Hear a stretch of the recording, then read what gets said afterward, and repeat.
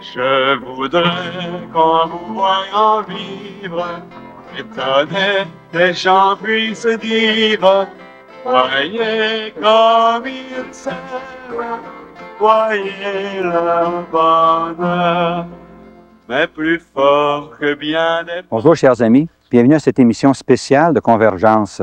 Nous abordons les 10 commandements. Dans 2 émissions précédentes, nous avons abordé la question des commandements, le grand commandement de l'amour qui fonde les 10 commandements. Ces préceptes où Dieu nous dirige dans notre culte, dans le culte qu'on lui doit, dans l'amour qu'on lui doit. Et ensuite, nous avons commencé à aborder les commandements qui concernent l'amour du prochain. Avec moi, pour expliciter et examiner ces commandements d'une façon toute spéciale, c'est Vasula Ryden. Bienvenue, Vasula. Bonjour. Vasula, le Seigneur t'a donné ce texte sur les 10 commandements. Ce n'est pas un commentaire habituel sur les 10 commandements. C'est un commentaire avec un rappel puissant de l'importance de les observer.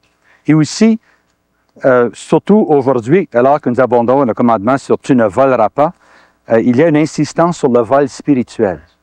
Alors, Vasula, allons de l'avant et dis-nous, qu'est-ce que le Seigneur t'a dit au sujet de ce commandement « tu ne voleras pas ».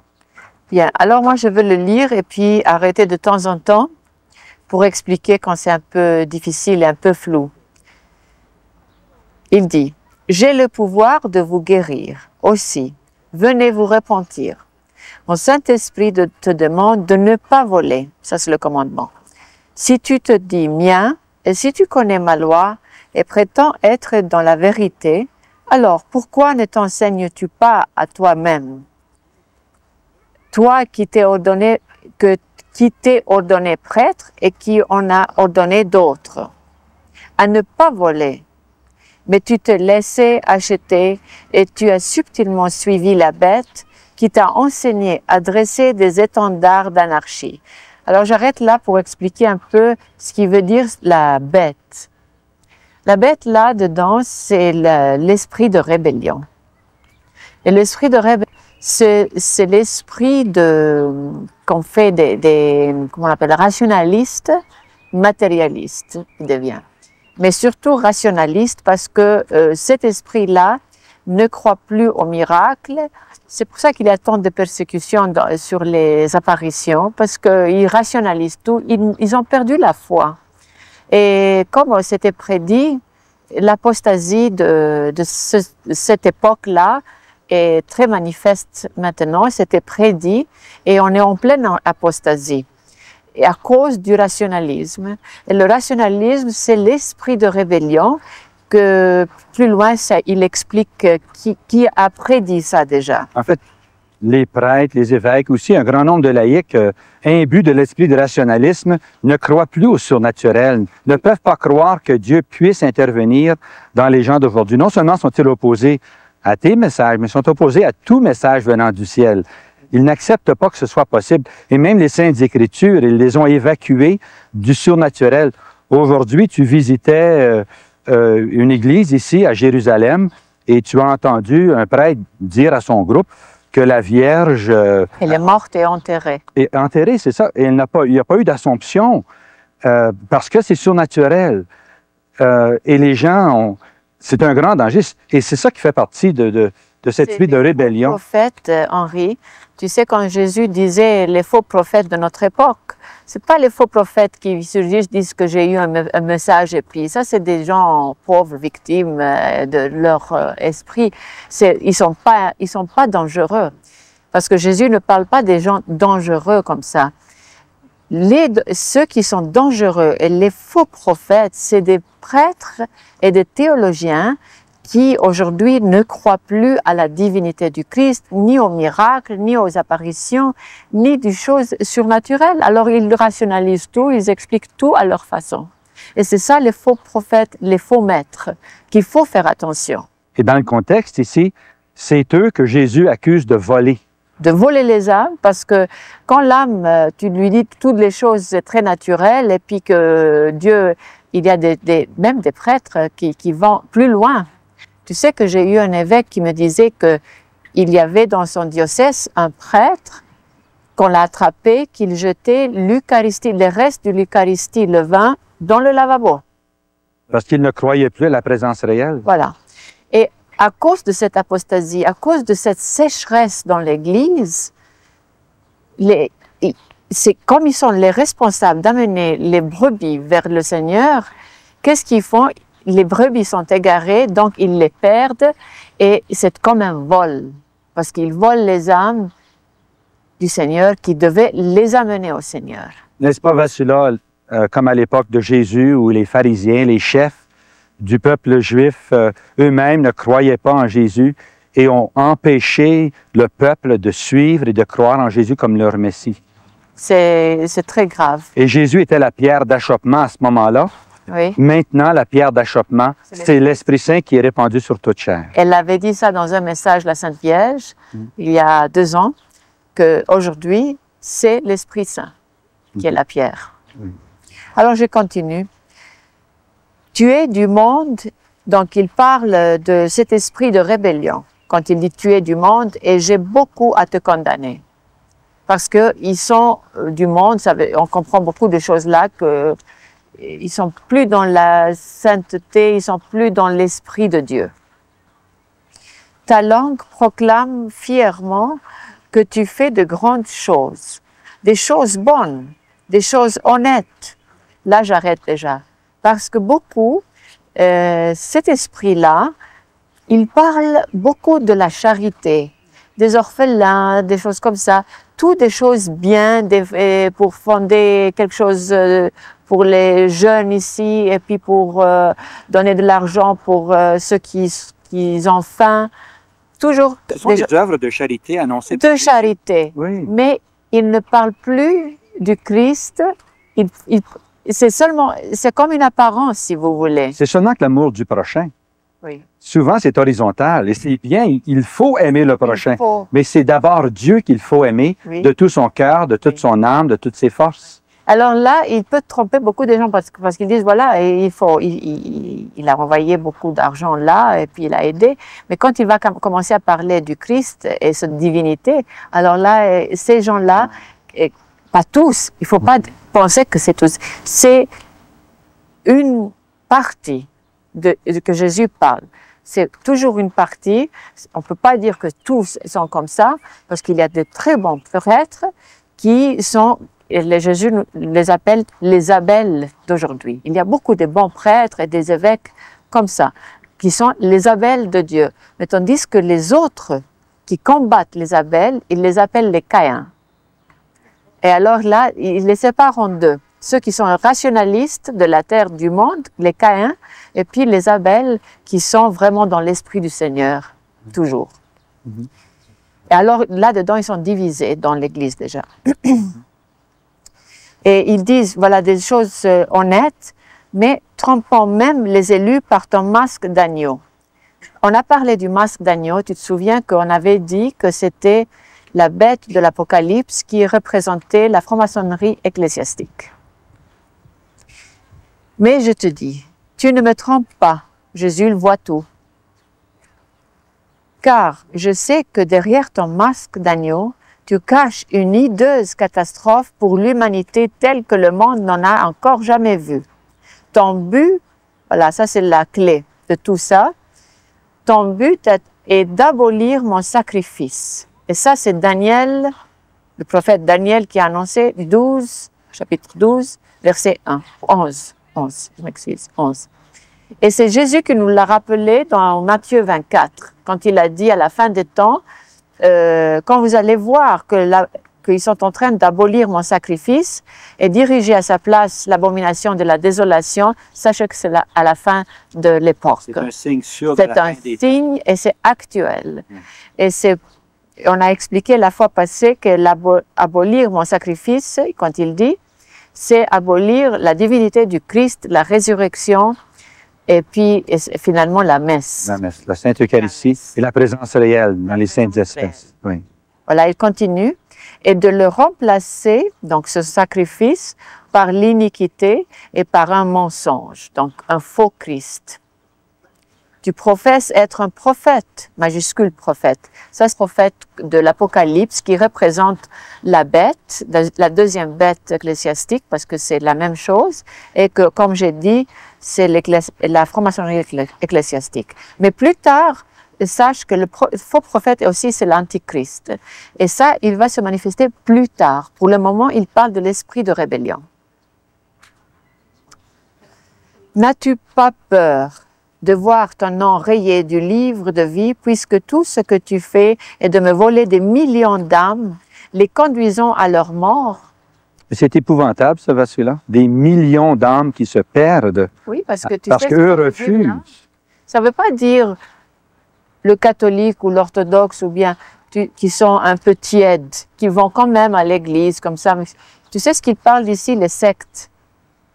Quand il y a les jeunes qui sont plus attirés dans l'Église et qui trouvent n'importe quelle secte, des New Age, des Jehovah's Witness, enfin, un tas de choses. Il paraît qu'il y a 3000, je ne sais pas, et c'est le Père O'Carroll qui m'avait dit, à peu près 3000 sectes.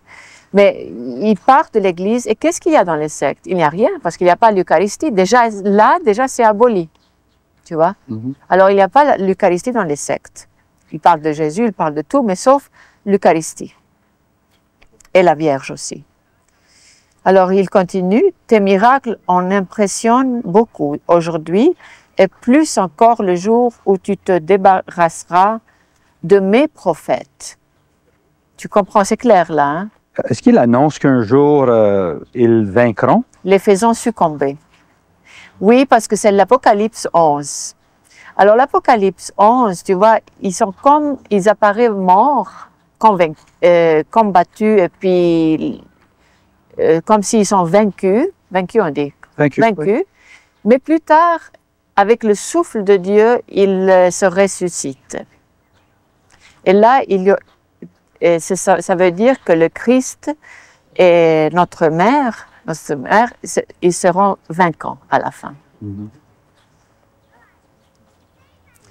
Tu t'es maintenant armé jusqu'aux dents pour leur faire la guerre. Et ça veut dire quoi là? Ça veut dire qu'on est très persécuté. C'est ça, c'est la persécution. C'est la persécution. La contestation, d'entrer dans telle église, dans tel diocèse. Oui. Parce que leur témoignage dérange tes oreilles, bien sûr. Et surtout si on les dévoile. C'est ça qui dérange. Et moi, je sais que si je suis très persécutée, enfin, des messages, c'est parce que Jésus les dévoile. Tout à fait. Et leur obéissance à mes commandements encore plus. Parce qu'ils ne veulent plus suivre les commandements de Dieu, ils ont fait leur loi à eux. Par exemple, comme pour l'avortement, ils disent si c'est permis ou pas et ils font leur loi. Là, pour eux, les commandements, ça ne compte plus. Ils n'ont suivi ni toi ni la bête. Ils sont ceux qui me sont restés fidèles et n'ont jamais permis à un mensonge de passer leurs lèvres. Ça, c'est aussi Apocalypse 14, verset 15. Ils sont mes Abel, voilà. Aux yeux du monde, tu paraîtras les avoir vaincus, donc les prophètes de Dieu.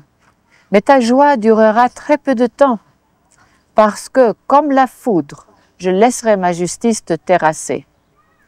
Je descendrai réinsuffler la vie en eux, les ressuscitant sous tes yeux même, comme des colonnes de lumière dans mon sanctuaire. Et ça, c'est symbolique parce que c'est tous les enseignements, toutes les prophéties, tous les messages qu'ils nous donnent, qui sont très persécutés partout. Ils vont être comme si c'était écrasé. Déjà, ils sont comme étouffés. C'est comme si le démon essaie d'étouffer la voix de Dieu pour ne pas convertir. Ces versus-là, ils ont réussi en grande partie à éteindre la voix de Dieu en enlevant, en disant que les Saintes Écritures sont obscures, difficiles à comprendre. Ils ont même renié qu'on puisse comprendre les Saintes Écritures et que les Saintes Écritures aient autorité. Je me souviens d'un prêtre qui parlait des actes homosexuels et disant que les Saintes Écritures peut-être le condamnent, mais ça ne veut rien dire parce que les Saintes Écritures n'ont pas de valeur. C'est un prêtre, un théologien qui disait ça. Et je me disais, mais si les Saintes Écritures si on ne peut pas compter sur les Saintes Écritures pour comprendre notre foi, sur qui et sur quoi peut-on compter? Alors, les révélations qui sont données par toi et à Medjugorje, à Fatima, ailleurs, ce ne sont que des rappels des Saintes Écritures. Tu n'inventes rien, tu n'apportes aucune nouvelle doctrine. C'est uniquement un rappel de la parole. Oui. C'est uniquement pour qu'on sache que ce qui est ici dans les Saintes Écritures, c'est vrai. Puis il faut le lire, il faut le croire, parce que notre salut en dépend. Bien sûr. Oui. Et ces gens ont volé au peuple de Dieu la foi dans les Saintes Écritures. Et si les gens ne croient plus dans les Saintes Écritures, eh bien, leur foi ne peut plus naître et grandir parce que la foi vient de ce que l'on entend. Et l'on entend lorsque la parole du Christ est prêchée. Oui. Alors, ils ont volé la foi à des millions d'âmes en enlevant la foi dans les Saintes Écritures. Oui, et ils les égarent. Alors, c'est ça. Oui. Je continue. Il y a quelques phrases qui restent pour ce commandement. Il finit par dire « Je suis venu effacer de la surface de cette terre toutes les doctrines et règles humaines, parce que ça, c'est les règles humaines, c'est de la loi qu'on a fait, qu'ils ont fait ces gens-là qui rebellent, qui étaient une nourriture empoisonnée pour vous tous et qui vous était imposée par l'épée pour profaner ma divinité et ma sainteté. Ceci sera la première bataille de la fin. » C'est tout à fait apocalyptique, là. C'est bon qu'on ait cette phrase parce que ton message n'annonce pas la fin du monde. C'est la fin d'une époque, c'est la fin des temps, c'est la fin de ce temps où Dieu, à travers ses apôtres et son Église, rassemble les gars et les païens de toutes les nations pour que finalement on puisse avoir, après ce temps de purification dont tu annonces, ce temps où le règne de Dieu sera sur la terre. Que ton règne vienne sur la terre comme au ciel. Cette demande que l'on fait à notre Père depuis des siècles et des siècles, finalement, elle va se réaliser. Oui. Tu annonces une joie pour l'humanité. Et c'est, quand il dit c'est bientôt, bon, j'espère que c'est le bientôt le mien, parce que je lui ai demandé lequel bientôt, c'est le tien ou le mien, parce que on sait bien que le bientôt de Dieu, alors là, ça pourrait être 2000 ans. Pour lui, 1 an, pour lui, 1 jour, c'est comme 1000 ans. Mais qu'est-ce qu'il t'a répondu? C'est ton bientôt ou son bientôt? Ben, il m'a dit le mien. Ah bon, d'accord. OK. On a hâte. Alors, attention maintenant au prochain commandement, tu ne donneras pas de faux témoignages, ni de fausses attestations. Le 8e commandement. Alors, tu ne donneras pas de faux témoignages, ni de fausses attestations. Pourtant, au cœur de mon sanctuaire, dans lequel est planté le fer de la lance. Et là, il veut dire le faux prophète de nouveau.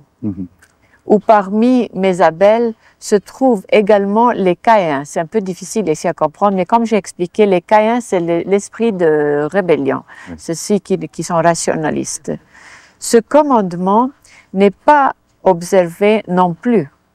Les prêtres désignés par Caïn, tu vois, parce que c'est eux-mêmes qui se désignent, alors ils savent ce qu'ils font, sont envoyés maintenant aux 4 coins de la terre.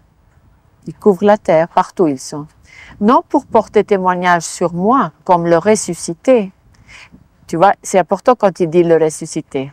Il n'a pas dit comme le Dieu ou bien comme Jésus, le ressuscité. Ça veut dire quoi? Ça veut dire qu'il veut nous rappeler Jésus qui sont en train de viser sur sa divinité, sa résurrection. Pas accepter la résurrection. Mais on doute sa résurrection. Voilà. Alors il dit ici comme le ressuscité. Témoignage sur moi est comme le ressuscité. Ni pour témoigner de mon sacrifice. L'Eucharistie. L'Eucharistie. Mais pour condamner ma parole en singeant les Écritures. Singeant, ça veut dire faire une copie. Une moquerie, finalement. Hein? C'est sans importance, c'est drôle, c'est sans profondeur. Sans divinité. Et en enseignant à toutes les nations un faux Christ, sous un faux écuménisme. Soi-disant, ça veut dire que c'est écuménique, mais ce n'est pas du tout de la vérité, le vrai écuménisme. Donnant au monde une portion de rationalisme et de naturalisme, une nourriture profanée. Tu sais, là, je me souviens du pape qui a fait le petit livre là sur la franc-maçonnerie, Léon XIII. Léon XIII. Il avait parlé du rationalisme et du naturalisme qu'ils ont. C'est vrai. Alors c'est pour ça que moi je comprends ça comme lui il a expliqué. une nourriture profanée, un mensonge. Je vous le dis, ils ne s'avéreront victorieux ni ne gouverneront jamais. La justice prévaudra. Ça veut dire qu'il ne va pas les laisser faire. Je ne te laisserai jamais prospérer puisque je sais tout sur toi. Et comment, par le pouvoir du dragon, ça veut dire le démon qui les aide, tu désignes tes propres prêtres. Et ça, c'est grave, hein? Les plaçant à des postes élevés pour écraser mes propres prêtres, des vrais, et en venir à bout. Je te le dis, le temps est presque accompli. Je te désarçonnerai de ton siège élevé pour te faire tomber aux pieds de mes propres prêtres, de mes saints et de mes anges, et te faire admettre que tu es l'esclave de la bête. Bientôt, très bientôt, ça c'est bientôt le mien, je viendrai à vous comme un voleur inattendu, et je renverserai le mensonge, votre faux Christ, et je rétablirai la vérité. Donc, le langage de la croix. C'est ça que ces gens évitent de parler. Ils parlent un langage de philosophe aujourd'hui. Et ça, c'est, voilà, comme le prêtre que j'ai entendu ce matin, c'est un langage de philosophe. Et Jésus, c'est pas ça. C'est le langage de la croix. Et je renverserai le mensonge, votre faux Christ, et je rétablirai la vérité. Je viendrai bientôt fracasser cette fausse image que vous êtes en train de faire de moi, contraignant chaque nation à l'honorer. Non, victorieux, vous ne le serez pas. Bien, Jésus avait promis que jamais les portes de l'enfer ne prévaudraient contre son Église. Oui. Et ici, il annonce que, alors qu'il a laissé un temps à ces gens, il s'en vient bientôt restaurer la pureté de son Église et la divinité de... Parce qu'il dit ici, revenez à moi tel que vous êtes, et je vous revêtirai de ma divinité. Je vous rendrai votre divinité pour l'amour de mon saint nom. Et il dit, vous voulez attester de mon grand amour et de ma grande miséricorde. Vous voulez porter témoignage? Portez devant mon nom. Jésus-Christ, Fils bien-aimé de Dieu et Sauveur. Là, concernant ce huitième commandement que nous examinons sur le faux témoignage, tu as eu un autre message qui s'y apparente dans le supplément numéro 3. Oui. Je me demande si tu ne pourrais pas partager ça aussi avec nous. Le faux témoignage, hein? Oui. D'abord, il dit, il n'est de pire poison pour l'âme que le poison du blasphème contre mon Saint-Esprit. Qui blasphème contre mon Saint-Esprit ne sera pas pardonné. Ouvrez vos cœurs et comprenez combien mon Saint-Esprit souffle partout où cela lui plaît et respire librement dans mes envoyés. Reconnaissez-les par leurs fruits et ne soyez pas esclaves de vos pensées. Donc, rationalisme. Toute âme doit savoir combien la moquerie, la jalousie, la critique acerbe, le jugement et la calomnie s'opposent au Saint-Esprit de vérité. Vous devriez être éveillés et en prière pour ne pas être mis à l'épreuve. Aujourd'hui, je vous dis ceci. Si tes lèvres te sont cause de péché, fais alors jeûner tes lèvres, plutôt que de voir tes lèvres te condamner et ton âme brûler dans l'agonie. Tu dois aimer ton prochain comme toi-même. Priez et demandez à mon Saint-Esprit de venir reposer sur vous. C'est bon, le jeûne. Et il dit maintenant, vous allez dire, mais tu nous as déjà donné ce commandement. Oui, c'est vrai, mais l'avez-vous suivi? C'est ça, oui. C'est d'ailleurs ce que je revois souvent en lisant les messages que le Seigneur te donne. Le Seigneur se plaint que les gens entendent le message que tu donnes, mais ne le mettent pas en pratique. Ils viennent, ils accourent en foule, mais... Ils écoutent des belles paroles et ils sont contents d'écouter comme Dieu m'a donné un message. C'est comme un chant de paroles qui sont bien sûr l'écho d'ici, parce que moi je n'ai rien à dire, c'est le Seigneur qui parle d'ici. Ils disent, ils vont parce qu'ils savent que Dieu parle, ils écoutent, mais ils ne mettent pas en pratique le message. Alors, à quoi ça sert? Il faut commencer.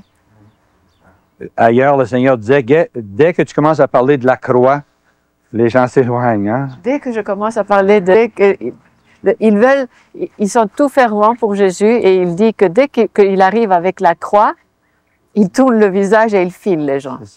Et pourtant, impossible de suivre Jésus sans la croix.